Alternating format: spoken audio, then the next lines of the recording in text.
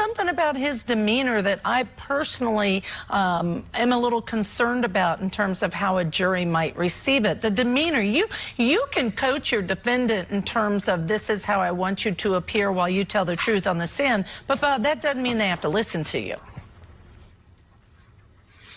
Yeah, it's the scorpion and the frog. You know, it's in my nature. I mean, this is a stressful situation, and your character is going to come out. You could put lipstick on the situation for a little bit, but with a little time and pressure, like anything else, who you genuinely are is going to come out. Remember, this is direct examination, and you're just looking at body language here. He's bollocksed up. He's tight. He's brittle. He looks agitated. I'm just looking at him on the screen in front of me right now. Now, of course, we as humans, sometimes our gesticulations are more powerful than our words. He comes off as being very, very tense to me, and I don't know, I'm not getting a good vibe from the guy. How do you explain something like that? If the jurors are feeling that now on direct examination, one can only imagine what's going to happen at cross. Now, let me just tell you the last thing.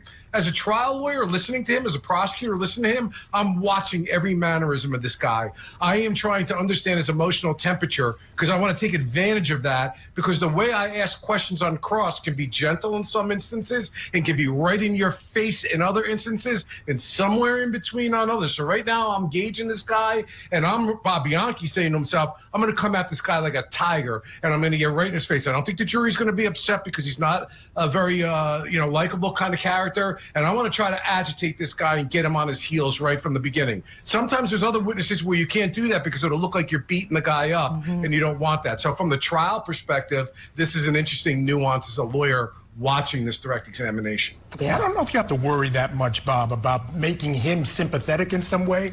Like you said, there's something about the vibe that he's giving off that makes him completely and utterly unsympathetic. And this is the problem when you put a defendant on the stand. If they come across that way, all that you've been working towards as a defense attorney can go right out the window. Yeah, and Michael, especially in a self-defense case, in a case where I hate to say it, but we got to look at things realistically as opposed to being politically correct. It's a woman who has been murdered, a mother with the children. And so if you're seeing a guy who's kind of got edgy, agitated, and non-likable on the witness stand, and he's like this inside the courtroom, as a prosecutor, I want to be saying, if he's like that here, what do you think he's like when he's not in control or he's agitated or upset in front of the mother of his children? And you don't see that. You go into the forensics, you don't see stippling, you don't see muzzle wounds, you don't see burn marks, you see a further distance kind of shot. This is a person who did something in anger, not self-defense. So he may literally be burying himself just based on his demeanor alone.